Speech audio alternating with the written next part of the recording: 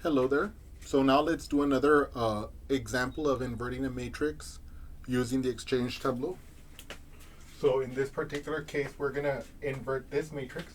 Okay, so we're gonna start by forming our first tableau, which is gonna be like this.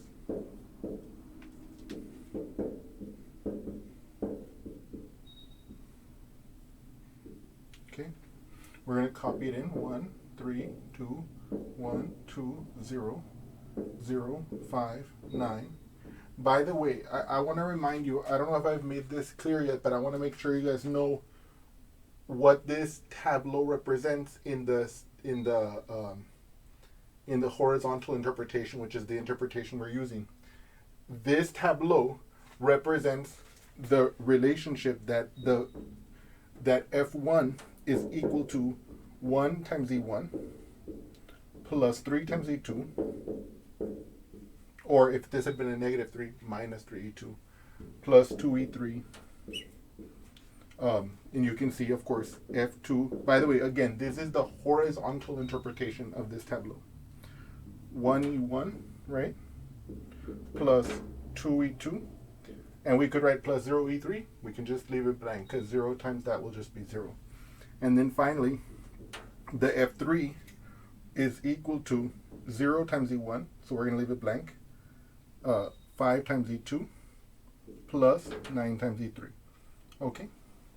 I just wanted to remind you that when you look at this tableau, you can see it as representing this relationship between these variables or these vectors and these variables or vectors. Okay.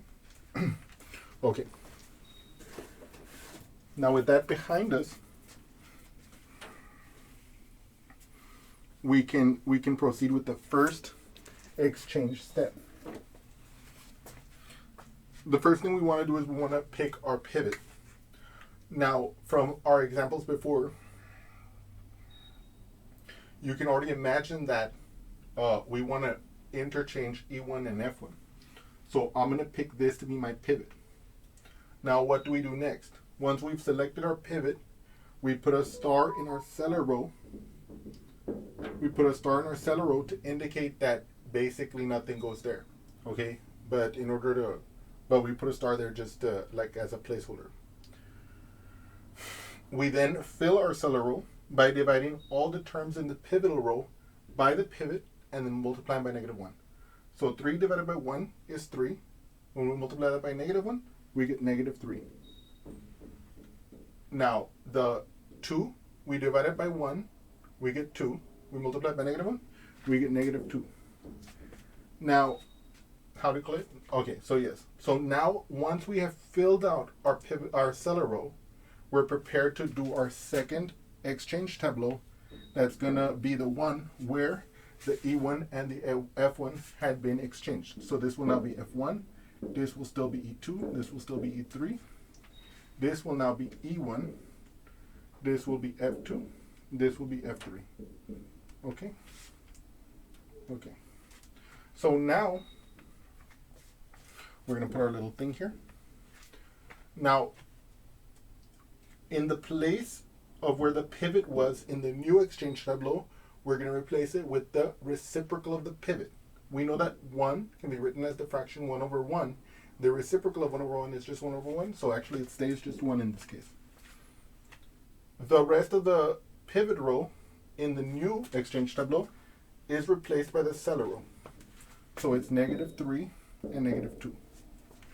The rest of the places that correspond to where the pivotal column were is replaced by the respective point divided by the pivot, right? So in this case, this location, which corresponds to this one in the original tableau, is this divided by the pivot. 1 divided by 1, that's 1.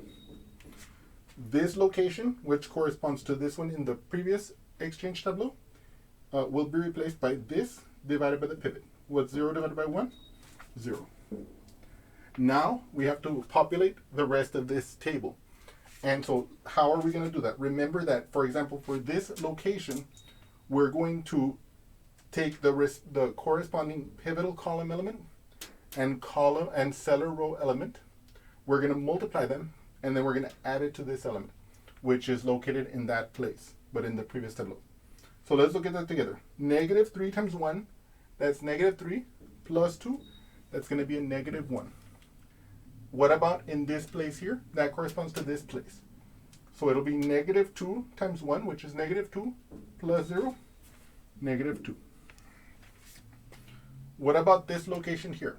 That corresponds to this location. So it'll be negative 3 times 0, which is 0, plus 5. It stays just 5. And what about this location here? Well, that corresponds to this one, right?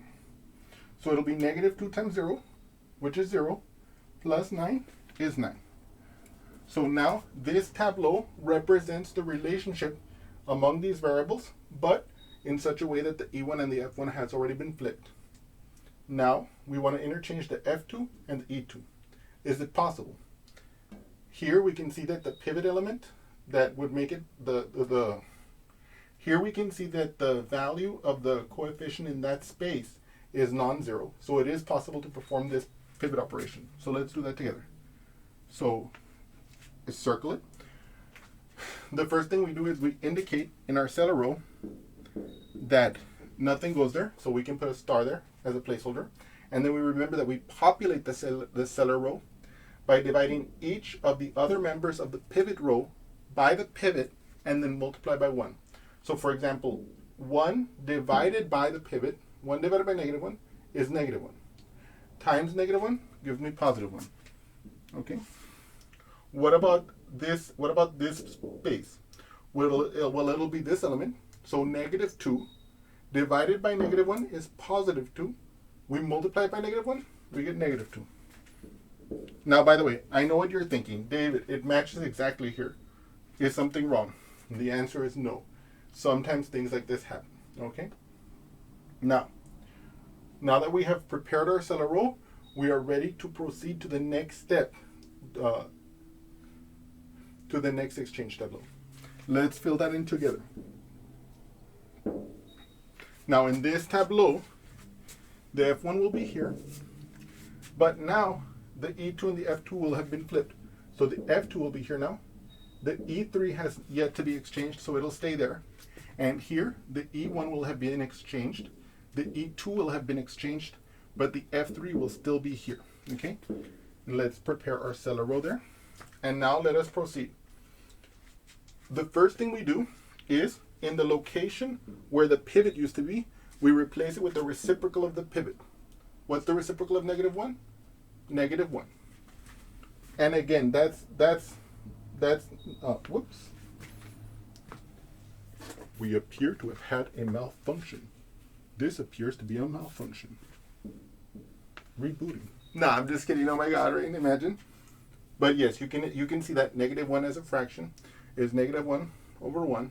You take the reciprocal. Let's say 1 over negative 1, but that's still just negative 1. Okay? So that's the reciprocal of the pivot. Then we replace the rest of the pivot, the rest of the row that would have corresponded to the row of the pivot row in the previous tableau with the contents of the cellar row, right? So in other words, here it'll be the 1, and here it'll be the negative 2. And we remember that for the pivot column in this tableau, we're going to replace this column with the terms of the pivot column divided by the pivot. So negative 3 divided by negative 1, that's positive 3. The 5 divided by the negative 1 is negative 5. And now for any other elements of the exchange tableau, we replace them with the sum of the prior value in that location. Let's say in this upper corner, it would be a 1, plus the product of the corresponding cellar row and pivotal column. Okay? So here, let's say I want to fill in this location. That corresponds to this location, right? So what I'm going to replace, what is going to go here? It's going to be that plus the product of the pivotal column and the pivot and the cellar row corresponding there to, let's say. So 1 times negative 3, that's negative 3, plus 1 is negative 2. Okay? What about in this location here? That corresponds to this location. So what is going to go there? It's going to be this plus these terms, right? The corresponding pivotal column, cellar column, the corresponding cellar row element and the corresponding pivotal column element, the product of those two, 1 times 5, which gives us 5, plus that element. 0 plus 5, 5. Okay. What goes in this upper right-hand corner? Well, that corresponds to this location. So it'll be this plus the product of the cellar row and the pivotal column that correspond thereto. So let's say negative 2 times negative 3, that's positive 6, plus negative 2 is 4, like this. Finally, what corresponds to this location? Well, that corresponds to this location here. So what's going to go here?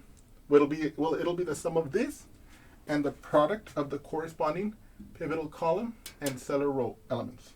Negative 2 times 5, that's negative 10, plus 9, that's negative 1, right? So now if you notice, we're almost at the final tableau that gives us the inverse, right? The only variables or vectors we need to exchange now are the E3 and the F3, okay? So what does that mean? First of all, can it be done? Well, if this had been a 0, we couldn't have done this. We could not use it as a pivot. And so we would fail to be able to perform this exchange, right? But since it's not 0, we're going to select it as our pivot element. We're going to immediately put a star underneath it to indicate that there's nothing there. And we're going to begin to populate the cellar row. How? We divide the elements of the pivotal row by the pivot and multiply by negative 1. So for example, this space in the cellar row will be populated by this element of the pivotal row divided by the pivot, then multiplied by negative 1. So 5 divided by negative 1 is negative 5. Times negative 1 is 5. So again, here, unfortunately, we have another situation where it's going to like duplicate, where the cellar row is going to duplicate the pivot row. But again, that's unusual, but it just happens here, okay? So this space in the cellar row will correspond to this pivotal row element divided by the pivot times negative 1. So negative 5 divided by negative 1 is positive 5 times negative 1 gives me negative 5. Okay? So now again, once we've gotten the exchange tableau to this point, we are now ready to perform the final exchange. Okay? So F1, F2, F3, E1, E2, E3. And so now, first things first, we can replace this location with the reciprocal of this. Now we already said that the reciprocal of negative 1 is negative 1. So that one just goes in as is, like this. We replace these locations, which correspond to the pivot row in the previous exchange tableau, with the elements of the cellar row. In this case, it just happens to be identical. So it'll be 5, negative 5. We replace these elements, which correspond to the location of the pivotal column, with the pivotal column elements divided by the pivot. So what is 4 divided by negative 1? It's negative 4. What is negative 2 divided by negative 1? That's positive 2. So I place that there. And we remember that now, to populate the rest of this exchange tableau, what we do is we take the element corresponding to a particular location, let's say this location here. We take that element and we add to it the product of the corresponding pivotal column and cellar row. So in this case, what is negative 5 times 4? That's negative 20, plus 3 is negative 17. What is negative 5 times negative 2? That's positive 10, plus negative 1, that's 9. So we have a 9 there. Let's look at this location. That one's this one. So it'll be 5 times 4, that's 20, plus negative 2, that's 18. What is 5, and then finally for this remaining location, which corresponds to this one, 5 times negative 2, that's negative 10, right? Plus 1, negative 9. And so there you have it. Provided that all the arithmetic has been done correctly, we have our candidate for we have the inverse matrix, okay? So our A inverse is going to equal the matrix 18, negative 17, negative 4, negative 9, 9, 2, 5, negative 5, negative 1. And if you notice, in the horizontal interpretation, what has happened in that tableau is that I can write the individual. Let me write that down first. So one of the things I want you guys to observe is this. Originally, when we had our original matrix, if we had picked the relationship that they represent, well, if we pick the E1, E2, E3, and F1, F2, F3 as the variables or vectors they represent, then this tableau signifies that they satisfy this relationship. And what you'll notice here, what you'll observe here, is that I've written the F1, the F2, the F3, each as linear combinations of the E1, E2, and E3. Okay? And at the end of it, when we've gotten this tableau that corresponds to the inverse, I've written the E1 in terms of the F1, F2, F3, the E2 in terms of the F1, F2, F3, and the E3 as the F1 in terms of a linear combination of the F1, F2, and F3. And so that's something important that you have to notice about this, that what this process has basically allowed us to do is it allowed us to take these representations in terms of the F variables, right, in terms of one set of variables, into a representation into another set of variables. Okay, and so that's I wanted you to see that observation. Okay, and now let us verify that we actually got the inverse matrix. Now, of course, if this matrix that we found is in fact the inverse matrix to this one, when we perform this matrix multiplication, we should get the identity matrix for a 3 by 3 matrix, which will be a matrix with all zeros except on the diagonal, and on the diagonal, ones. Right? So let's begin. How do I perform this matrix multiplication? I'm going to go 1 times 18, which will be 1 times 18, plus 3 times negative 9, plus 2 times 5. Right? Then 1 times negative 17,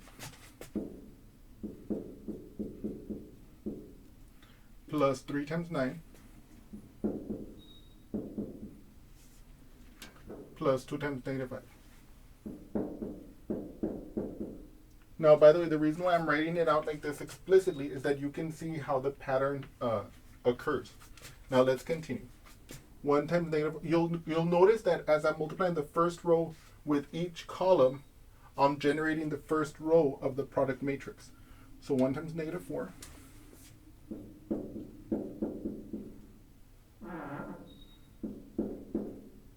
plus 3 times 2, plus 2 times negative 1.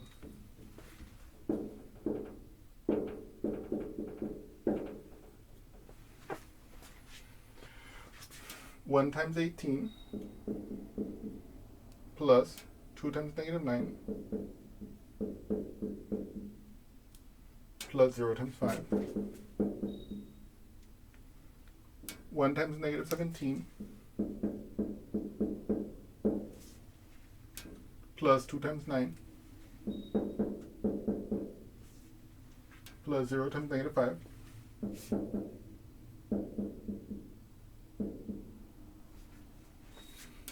1 times negative 4, plus 2 times 2, plus 0 times negative 1.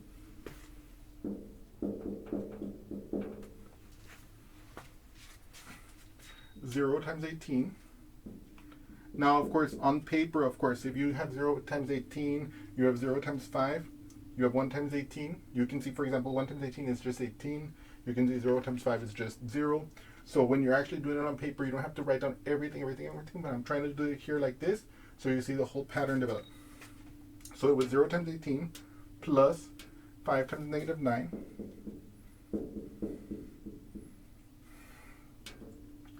plus 9 times 5. 0 times negative 17 plus 5 times 9 plus 9 times negative 5. Finally, 0 times negative 4 plus 5 times 2 plus 9 times negative 1.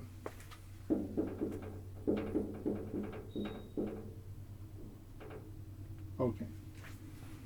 And now we can start to simplify this. So let's look at this one for a moment. We have 1 times 18, that's 18.